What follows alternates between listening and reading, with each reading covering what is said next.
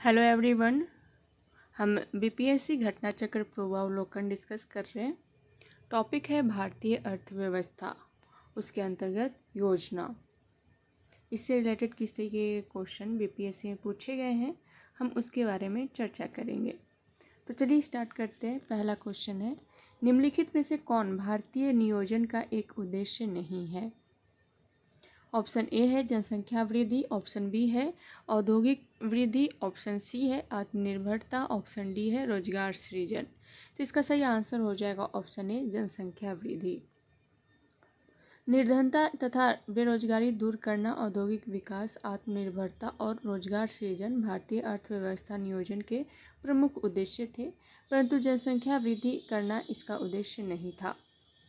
Next question है, भारत में मध्य अर्धशतक में अपनाए गए महालनोबिस प्लान मॉडल का उद्देश्य था। तो इसका सही आंसर हो जाएगा ऑप्शन बी, भारी उद्योगों की स्थापना करना जो पूंजी सघन थे।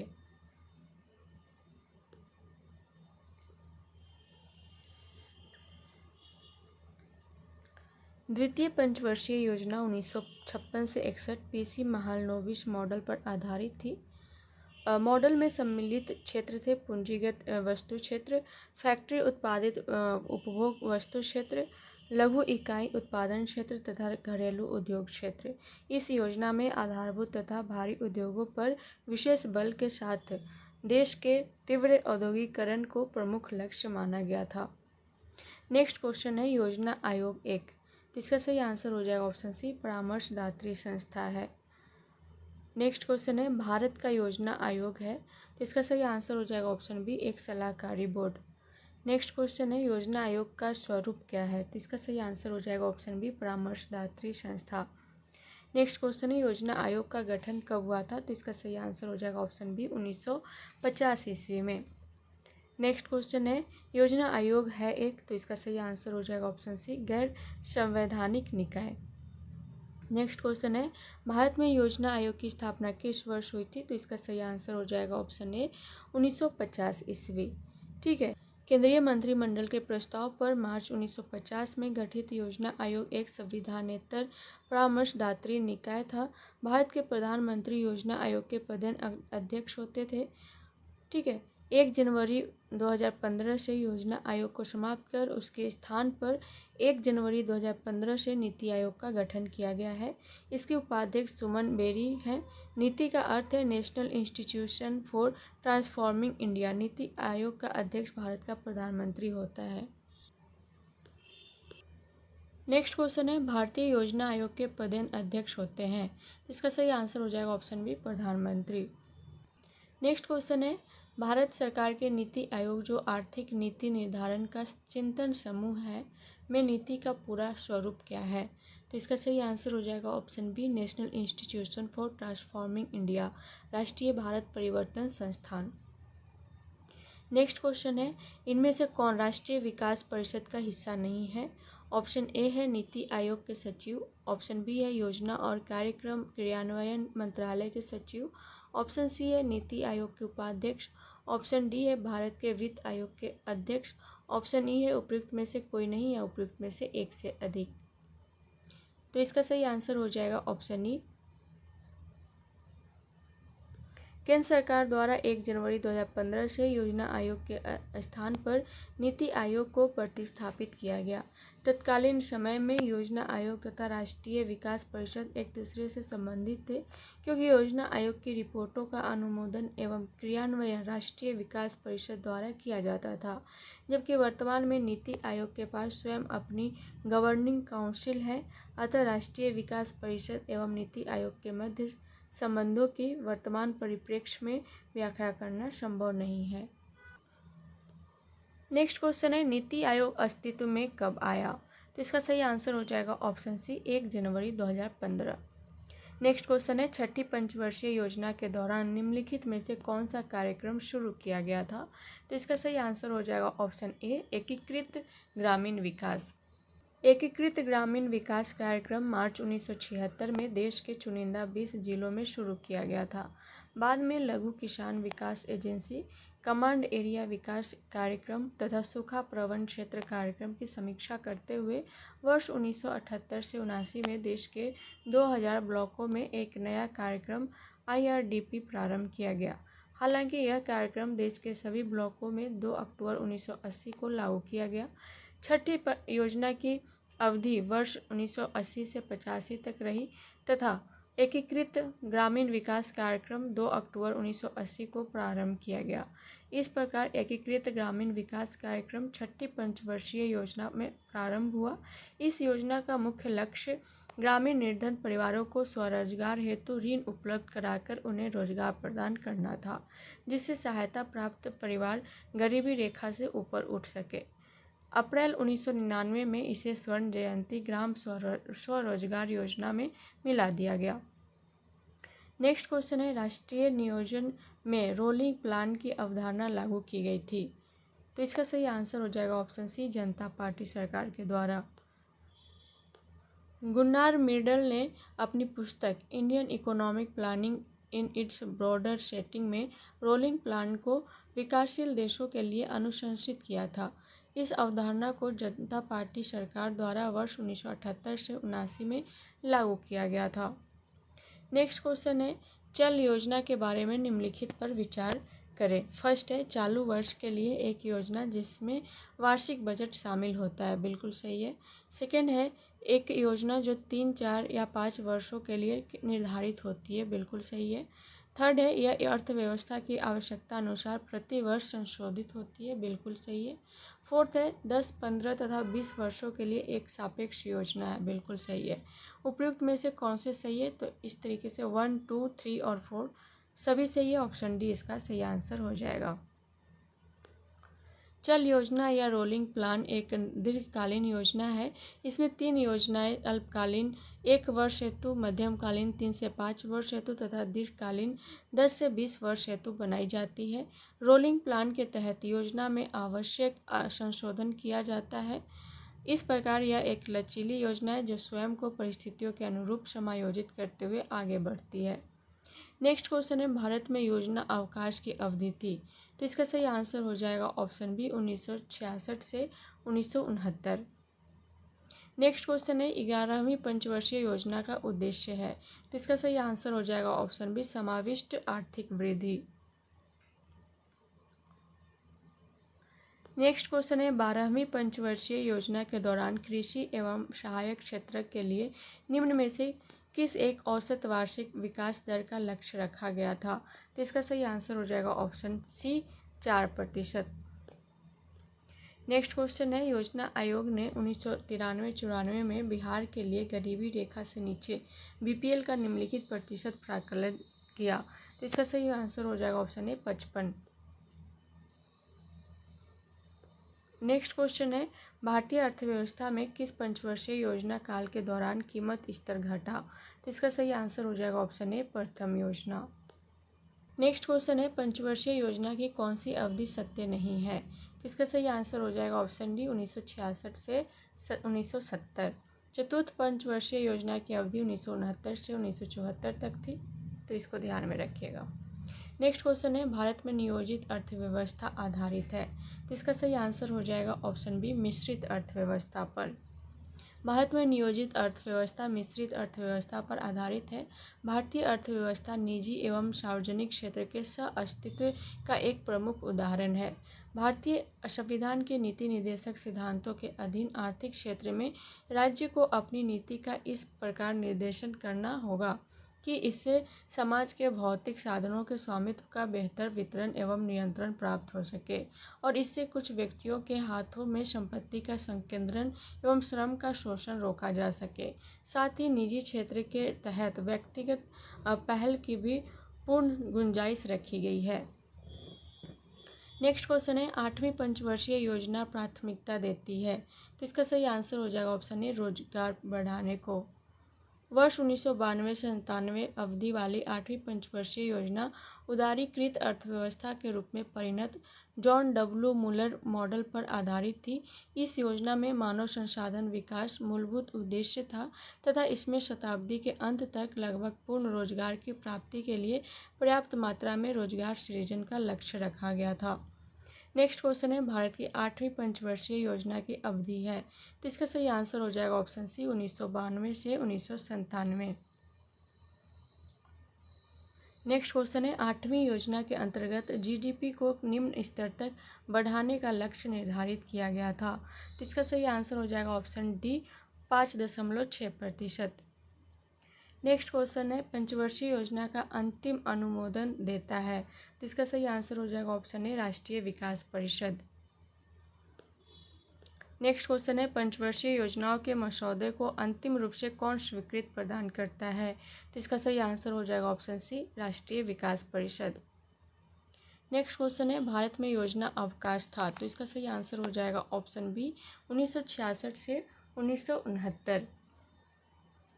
नेक्स्ट क्वेश्चन है, भारत की 9वीं पंचवर्षीय योजना की अवधि है, तो इसका सही आंसर हो जाएगा ऑप्शन बी 1997 से 2002। नेक्स्ट क्वेश्चन है, जिला नियोजन एवं विकास परिषद का प्रधान कौन होता है, तो इसका सही आंसर हो जाएगा ऑप्शन सी जिला नियोजन पदाधिकारी। नेक्स्ट क्वेश्चन है, निम्नलिखित विकल्पों में से सही युग्म चुनें। चौथी पंचवर्षीय योजना सेवा पर ध्यान, 5वीं पंचवर्षीय योजना उद्योग पर ध्यान, तृतीय पंचवर्षीय योजना वैश्वीकरण पर ध्यान, प्रथम पंचवर्षीय योजना कृषि पर ध्यान। ऑप्शन डी इसका सही आंसर हो जाएगा। प्रथम पंचवर्षीय योजना कृषि के साथ साथ मूल्य स्थिरता, विद्युत एवं परिवहन पर केंद्रित। तृतीय पंचवर्षीय योजना आत्मनिर्भर एवं स्व उत्पादक अर्थव्यवस्था बनाने पर ध्यान। चौथी पंचवर्षीय योजना स्थिरता के साथ विकास तथा आत्मनिर्भरता की प्रगतिशील उपलब्धि पर ध्यान। 5वीं पंचवर्षीय योजना गरीबी उन्मूलन, गरीबी हटाओ तथा आत्मनिर्भरता की प्रगति पर ध्यान। नेक्स्ट क्वेश्चन है, आर्थिक नियोजन विषय है, तो इसका सही आंसर हो जाएगा ऑप्शन सी समवर्ती सूची में। नेक्स्ट क्वेश्चन है, दूसरी पंचवर्षीय योजना की रूपरेखा किसने तैयार की थी, तो इसका सही आंसर हो जाएगा ऑप्शन सी पीसी महालनोबिस।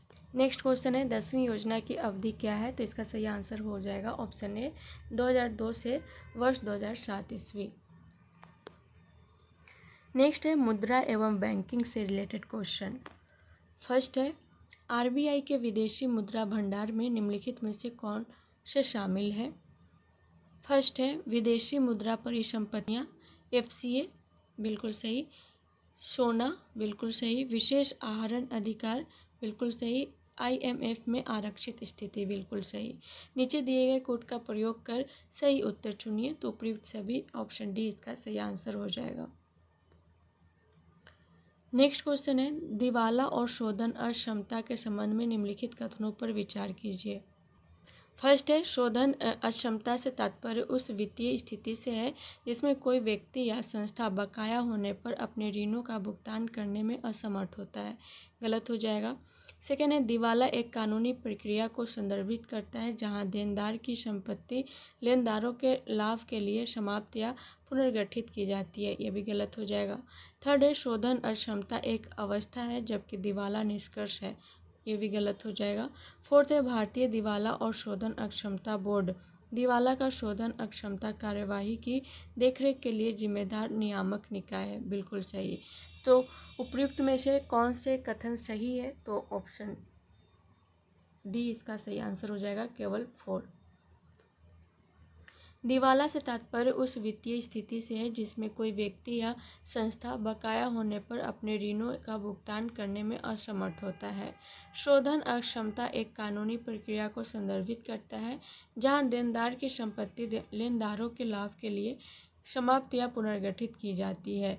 दिवाला एक अवस्था को व्यक्त करता है जबकि शोधन अक्षमता निष्कर्ष है। भारतीय दिवाला एवं शोधन अक्षमता बोर्ड दिवाला और शोधन अक्षमता कार्यवाही की देखरेख के लिए जिम्मेदार नियामक निकाय है। नेक्स्ट क्वेश्चन है, निम्नलिखित में से कौन से कारक संभावित रूप से भारतीय अर्थव्यवस्था में मुद्रास्फीति जनित मंदी में योगदान कर सकते हैं। फर्स्ट है सरकारी खर्च में वृद्धि के कारण उच्च मुद्रास्फीति दबाव। सेकेंड है औद्योगिक उत्पादन में गिरावट और आर्थिक विकास में सुस्ती। थर्ड है कुल मांग और उपभोक्ता खर्च में कमी। फोर्थ है घरेलू मुद्रा की वृद्धि के कारण निर्यात प्रतिस्पर्धात्मकता में कमी। नीचे दिए गए कूट का प्रयोग कर सही उत्तर चुनिए। तो इसमें सही कौन सा हो जाएगा? फर्स्ट है सरकारी खर्च में वृद्धि के कारण उच्च मुद्रास्फीति दबाव, बिल्कुल सही है। सेकंड है औद्योगिक उत्पादन में गिरावट और आर्थिक विकास में सुस्ती, गलत हो जाएगा। थर्ड है कुल मांग और उपभोक्ता खर्च में कमी, बिल्कुल सही है। फोर्थ है घरेलू मुद्रा की वृद्धि के कारण निर्यात प्रतिस्पर्धात्मकता में कमी, बिल्कुल सही है। तो इसमें सही हो जाएगा ऑप्शन डी 1, 3 और 4। मुद्रास्फीति को आम बोलचाल की भाषा में महंगाई भी कहते हैं। जब भी किसी अवधि में वस्तुओं एवं सेवाओं की कीमतों में वृद्धि हो जाती है और लोगों को पहले जितनी ही मात्रा में वस्तुएं एवं सेवाएं खरीदने के लिए अधिक कीमत चुकानी पड़ती है तो उसे मुद्रास्फीति कहते हैं। भारतीय अर्थव्यवस्था में निम्नलिखित कारक संभावित रूप से मुद्रास्फीति जन्य मंदी में योगदान कर सकते हैं।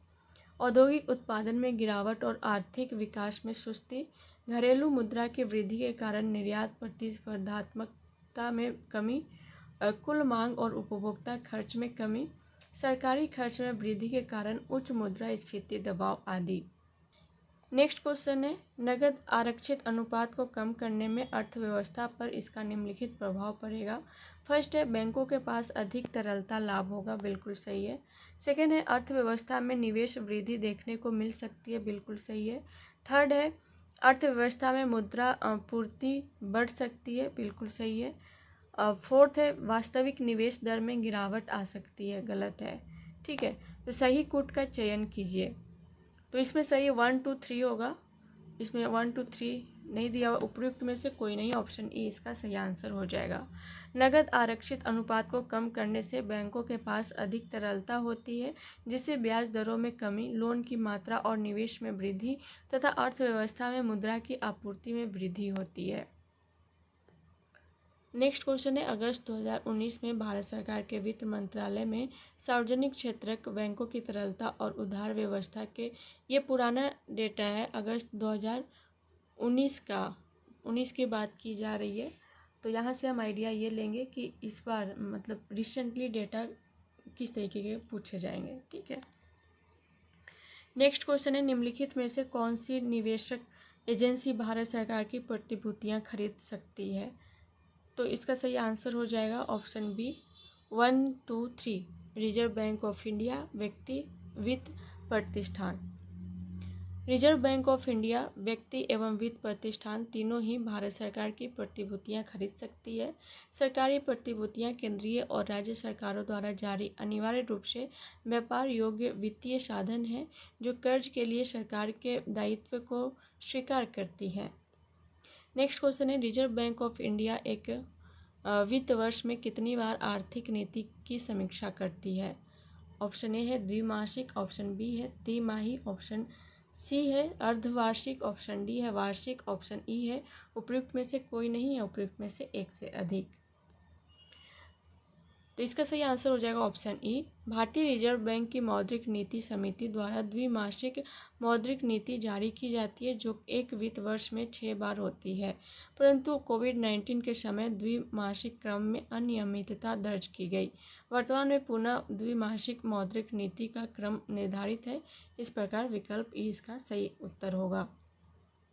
नेक्स्ट क्वेश्चन है रिजर्व बैंक ऑफ इंडिया निम्नलिखित में से किस मुद्रास्फीति सूचकांक का मुद्रास्फीति लक्ष्य के लिए एंकर के रूप में उपयोग करती है?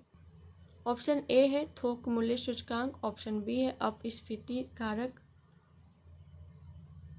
ऑप्शन सी है संयुक्त, ऑप्शन डी है औद्योगिक कर्मी, ऑप्शन ई है उपयुक्त में से कोई नहीं है उपयुक्त में से एक से अधिक। तो इसका सही आंसर हो जाएगा option C. Reserve Bank of India CPI संयुक्त का मुद्रास्फीति लक्ष्य के लिए एंकर के रूप में उपयोग करती है। सीपीआई के निम्नलिखित प्रकार हैं औद्योगिक, फर्स्ट है औद्योगिक श्रमिकों के लिए सीपीआई, सेकेंड है कृषि मजदूर के लिए सीपीआई एंड थर्ड है ग्रामीण मजदूर के लिए सीपीआई एंड फोर्थ है सीपीआई ग्रामीण शहरी संयुक्त। नेक्स्ट क्वेश्चन है, नई कार्यप्रणाली के अनुसार बैंक की उधार दर की गणना किस पर आधारित है? तो इसका सही आंसर हो जाएगा ऑप्शन सी, धन का सीमांत व्यय। नेक्स्ट क्वेश्चन है, नरसिम्हम कमेटी ने वैधानिक तरलता अनुपात को किस सीमा तक घटाकर लाने का सुझाव दिया था? तो इसका सही आंसर हो जाएगा ऑप्शन डी, 25%। नेक्स्ट क्वेश्चन है, भारत सरकार ने अखिल भारतीय थोक कीमत सूचकांक के लिए आधार वर्ष 2004-5 से बदलकर किस वर्ष को बनाया गया है? तो इसका सही आंसर हो जाएगा ऑप्शन बी, 2011-12। नेक्स्ट क्वेश्चन है, निम्नलिखित उपभोक्ता सूचकांकों पर विचार कीजिए। फर्स्ट है औद्योगिक श्रमिकों के लिए उपभोक्ता मूल्य सूचकांक, सेकेंड है कृषि श्रमिकों के लिए उपभोक्ता मूल्य सूचकांक, थर्ड है ग्रामीण श्रमिकों के लिए उपभोक्ता मूल्य सूचकांक, फोर्थ है शहरी गैर श्रम कर्मचारियों के लिए उपभोक्ता मूल्य सूचकांक। उपर्युक्त सूचकांकों में से कौन सा या से केंद्रीय सांख्यिकी संगठन CSO द्वारा संकलित किया जाता है? तो इसका एक्सप्लेनेशन देख लेते हैं। औद्योगिक श्रमिकों के लिए उपभोक्ता मूल्य सूचकांक, कृषि श्रमिकों के लिए उपभोक्ता मूल्य सूचकांक तथा ग्रामीण श्रमिकों के लिए उपभोक्ता मूल्य सूचकांक श्रम एवं रोजगार मंत्रालय के अधीन कार्य करने वाले श्रम ब्यूरो द्वारा संकलित किए जाते हैं, जबकि शहरी गैर श्रम कर्मचारियों के लिए उपभोक्ता मूल्य सूचकांक NSO द्वारा संकलित किया जाता था, जो वर्ष 2008 से जारी होना बंद हो गया है। वर्तमान में NSO द्वारा CPI संयुक्त जारी किया जा रहा है। नेक्स्ट क्वेश्चन है, भारत में वित्तीय क्षेत्र के सुधारों में शामिल है। ऑप्शन ए है CRR और SLR को कम करना, ऑप्शन बी है बीमा क्षेत्र में निजी कंपनियों का प्रवेश, ऑप्शन सी है ब्याज दर का अविनियमन, ऑप्शन डी है उपयुक्त सभी। तो इसका सही आंसर हो जाएगा ऑप्शन डी, उपयुक्त सभी।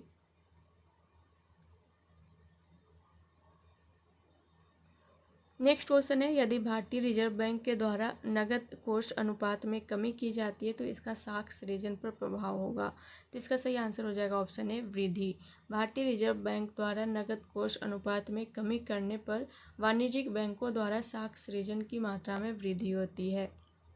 नेक्स्ट क्वेश्चन है, निम्नलिखित में से कौन सा केंद्रीय बैंक का कार्य है?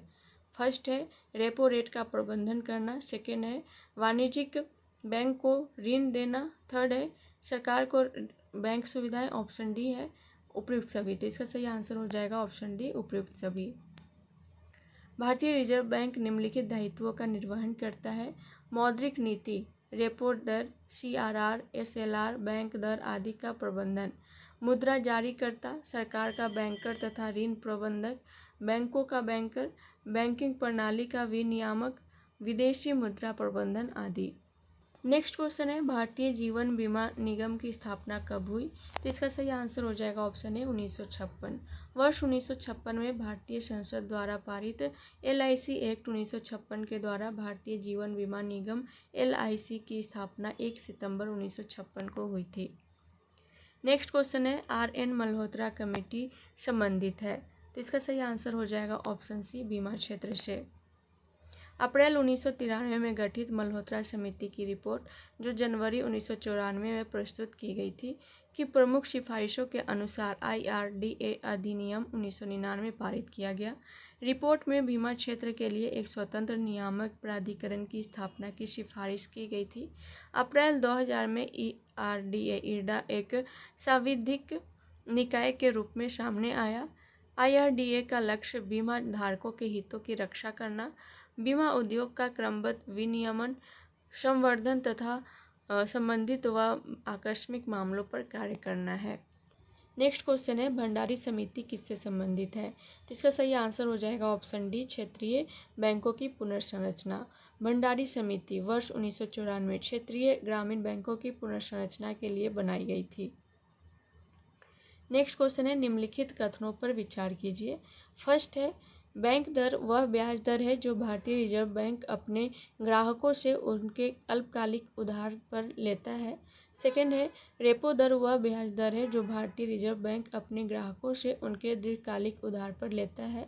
उपयुक्त में से कौन सा यह से कथन गलत है? तो इसका सही आंसर हो जाएगा ऑप्शन सी, 1 और 2 दोनों। आरबीआई एक्ट के अनुसार बैंक दर वह दर है जिस पर रिजर्व बैंक वाणिज्यिक बैंकों के बिलों की पुनर्कटौती करता है। व्यवहारिक अर्थों में वाणिज्यिक बैंकों द्वारा भारतीय रिजर्व बैंक से जिस ब्याज दर पर दीर्घकालीन ऋण प्राप्त किया जाता है उसे बैंक दर कहा जाता है। बैंक दर आरबीआई की मौद्रिक नीति का एक महत्वपूर्ण भाग है। वहीं दूसरी ओर रेपो रेट पर आरबीआई व्यापारिक बैंकों को अल्पकालीन ऋण प्रदान करता है। नेक्स्ट क्वेश्चन है, 1 रुपये के नोट पर हस्ताक्षर होता है, तो इसका सही आंसर हो जाएगा ऑप्शन ए, वित्त मंत्रालय के सचिव का। भारतीय रिजर्व बैंक 1 रुपये के नोटों एवं सिक्कों तथा अन्य छोटे सिक्कों को छोड़कर भारत में विभिन्न मूल्य वर्ग के नोटों को जारी करता है। 1 रुपये के नोटों का निर्गमन भारत सरकार द्वारा किया जाता है, जिस पर वित्त मंत्रालय के सचिव का हस्ताक्षर होता है।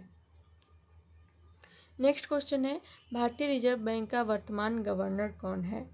ऑप्शन ए है बिमल जालान, ऑप्शन बी है अरविंद सुब्रमण्यम, ऑप्शन सी है रघुराम राजन, ऑप्शन डी है उर्जित पटेल, ऑप्शन ई है उपयुक्त में से कोई नहीं है उपयुक्त में से एक से अधिक।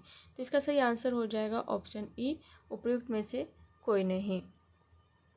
वर्तमान में भारतीय रिजर्व बैंक के गवर्नर संजय मल्होत्रा है, ठीक है, तो इसको ध्यान में रखिएगा। नेक्स्ट क्वेश्चन है, बैंकों द्वारा लाए गए निम्नलिखित में से किस भुगतान उपाय को प्लास्टिक मुद्रा के नाम से जाना जाता है? तो इसका सही आंसर हो जाएगा ऑप्शन बी, क्रेडिट कार्ड। अर्थव्यवस्था के विकासमान स्वरूप के दृष्टिगत बैंकों के उपकरणों में भी परिवर्तन हो रहा है। इसी क्रम में लेन देन को सुविधाजनक बनाने हेतु बैंकों ने अपने ग्राहकों को क्रेडिट कार्ड जारी करना प्रारंभ किया। क्रेडिट कार्ड के माध्यम से ग्राहक सामानों की खरीद का भुगतान कर सकते हैं तथा खरीद के मूल्य की राशि के बराबर मुद्रा ग्राहक के बैंक खाते से संबंधित पक्ष को स्थानांतरित हो जाती है। क्रेडिट कार्ड, डेबिट कार्ड एवं कैश कार्ड को ही प्लास्टिक मनी के नाम से जाना जाता है। नेक्स्ट क्वेश्चन है, 8 अक्टूबर 1991 को रिजर्व बैंक ऑफ इंडिया ने बैंक दर 11% से बढ़ाकर ऑप्शन बी इसका सही आंसर होगा 12% प्रतिवर्ष कर दिया। नेक्स्ट क्वेश्चन है, रिजर्व बैंक ऑफ इंडिया द्वारा घोषित रोकड़ संचय अनुपात की वर्तमान दर है। तो ये 1999 में क्वेश्चन पूछा गया था, उसके अकॉर्डिंग यहाँ ऑप्शन दिया हुआ है। नेक्स्ट क्वेश्चन है, निम्नलिखित में से कौन आर्थिक विकास के लिए प्रत्यक्ष रूप से महत्वपूर्ण नहीं है? तो इसका सही आंसर हो जाएगा ऑप्शन ए, मुद्रा की मात्रा। मुद्रा विनिमय के माध्यम के रूप में प्रयुक्त होती है जो आर्थिक गतिविधियों के सुचारू संचालन में सहायक होती है, अर्थात यह मूल्य स्थिरता, बचत दर एवं संसाधनों के उपयोग की भांति आर्थिक विकास में प्रत्यक्ष रूप से नहीं अपितु अप्रत्यक्ष रूप से योगदान देती है। नेक्स्ट क्वेश्चन है, जीवन बीमा निगम एक उदाहरण है। तो इसका सही आंसर हो जाएगा ऑप्शन सी, निवेश बैंक का। जीवन बीमा निगम जनसामान्य की बचत गतिमान कर औद्योगिक प्रतिभूतियों में निवेश करता है। इस प्रकार एलआईसी निवेश बैंक का एक उदाहरण है। एलआईसी जनसाधारण से बीमा करने के आधार पर भारी मात्रा में राशियां एकत्र कर उनका अर्थव्यवस्था के अन्य क्षेत्रों में निवेश करता है तथा इस स्तर के बड़े निवेश के द्वारा भारी प्रतिफल प्राप्त करता है।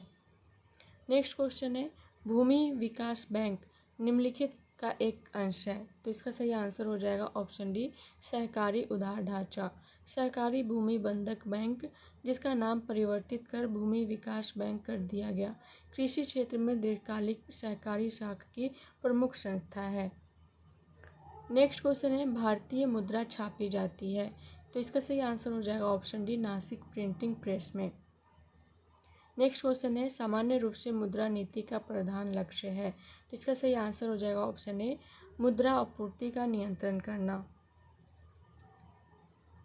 मौद्रिक नीति से तात्पर्य उस नियंत्रण नीति से है जिसके द्वारा केंद्रीय बैंक सामान्य आर्थिक नीति के लक्ष्यों को प्राप्त करने के उद्देश्य से मुद्रा की पूर्ति पर नियंत्रण रखता है। किंतु भारत जैसे विकासशील देश में केंद्रीय बैंक अपनी मौद्रिक नीति के माध्यम से जहाँ एक और शाख की मात्रा का नियमन मुद्रा आपूर्ति का नियंत्रण करता है, वहीं दूसरी ओर विकास कार्यक्रमों द्वारा उत्पन्न मुद्रा एवं शाख की आवश्यकताओं को भी पूरा करता है। नेक्स्ट क्वेश्चन है कि सिफारिश पर बैंकों की ब्याज दरों का विनियंत्रण आधारित है। तो इसका सही आंसर हो जाएगा ऑप्शन सी, नरसिम्हम कमेटी। ठीक है। नरसिम्हम कमेटी 1991 ने भारत के सार्वजनिक क्षेत्र के बैंकों की गिरती लाभप्रदता के लिए बैंकों की ब्याज रूपी आय में गिरावट को प्रमुख रूप से चिन्हित किया था। ब्याज रूपी आय में कमी का कारण कुल जमा का एक बड़ा भाग सापेक्षतः कम ब्याज दर पर सांविधिक तरलता अनुपात एवं नकद आरक्षण अनुपात के रूप में रखना था। इसके अतिरिक्त सामाजिक बैंकिंग के अधीन कुल जमा का काफ़ी बड़ा भाग, कुल जमा का 40% प्राथमिक क्षेत्रों को कम ब्याज दर पर देना पड़ता था। बैंकों की कुल जमा का मात्र 30% भाग ही बाजार ब्याज दर पर उधार दिया जाता रहा है। उपर्युक्त परिप्रेक्ष्य में नरसिम्हम कमेटी ने SLR को घटाकर 25% तथा CRR को कम करके 5% स्तर तक लाने की सिफारिश के साथ साथ बैंकों को उधार की न्यूनतम ब्याज दर निश्चित करने की स्वतंत्रता प्रदान करने की सिफारिश की। सरकार ने कमेटी के उपयुक्त सुझावों को स्वीकार कर लिया है। नेक्स्ट क्वेश्चन है, भारत सरकार द्वारा व्यवस्थित बैंकों के लिए पूंजी की पर्याप्तता मानक है। तो यहाँ ये भी आपका 1999 के अकॉर्डिंग यहाँ ऑप्शन दिए हुए हैं। नेक्स्ट क्वेश्चन है, क्षेत्रीय ग्रामीण बैंक जिसे ग्रामीण बैंकों के नाम से पुकारा जाता है वर्गीकृत है। तो इसका सही आंसर हो जाएगा ऑप्शन डी, अनुसूचित वाणिज्यिक बैंकों से। क्षेत्रीय ग्रामीण बैंकों की स्थापना वर्ष 1975 में ग्रामीण अर्थव्यवस्था को विकसित करने के उद्देश्य से ग्रामीण क्षेत्रों में कृषि, व्यापार, वाणिज्य, उद्योग तथा अन्य उत्पादक गतिविधियों के विकास हेतु ऋण और अन्य सुविधाएं प्रदान करने, विशेष रूप से छोटे और सीमांत किसानों, खेतिहर मजदूरों, कारीगरों तथा छोटे उद्यमियों को और उनसे जुड़े तथा उसके आनुषंगिक मामलों के लिए की गई थी। क्षेत्रीय ग्रामीण बैंक अनुसूचित वाणिज्यिक बैंकों के तहत वर्गीकृत है। नेक्स्ट क्वेश्चन है, दुर्लभ मुद्रा हार्ड करेंसी का आशय उस मुद्रा से है जो, तो इसका सही आंसर हो जाएगा ऑप्शन सी, विकसित देशों का है। दुर्लभ मुद्रा से तात्पर्य विकसित देशों की मुद्राओं से है। इन्हें दुर्लभ मुद्रा इसलिए कहा जाता है क्योंकि इनकी पूर्ति की तुलना में मांग अधिक होती है, फलतः इनकी प्राप्ति आसानी से नहीं होती है। नेक्स्ट क्वेश्चन है, भारत की बैंकिंग प्रणाली में उच्चतम बैंक कौन सा है? तो इसका सही आंसर हो जाएगा option B, Reserve Bank of India. सरकार का बैंकर तथा बैंकों का बैंक एवं अंतिम ऋणदाता के रूप में reserve Bank of India Bharat की बैंकिंग प्रणाली में शीर्षस्थ बैंक है।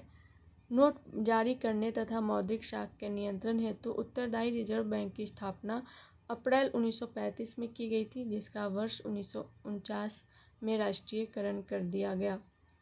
नेक्स्ट क्वेश्चन है, निम्नलिखित में से कौन सा प्रत्यक्ष वित्त का स्रोत नहीं है? ऑप्शन ए है नाबार्ड, ऑप्शन बी है क्षेत्रीय ग्रामीण बैंक, ऑप्शन सी है भारतीय स्टेट बैंक, ऑप्शन डी है इलाहाबाद बैंक, ऑप्शन ई है उपयुक्त में से कोई नहीं या उपयुक्त में से एक से अधिक। तो इसका सही आंसर हो जाएगा ऑप्शन ई, उपयुक्त में से कोई नहीं।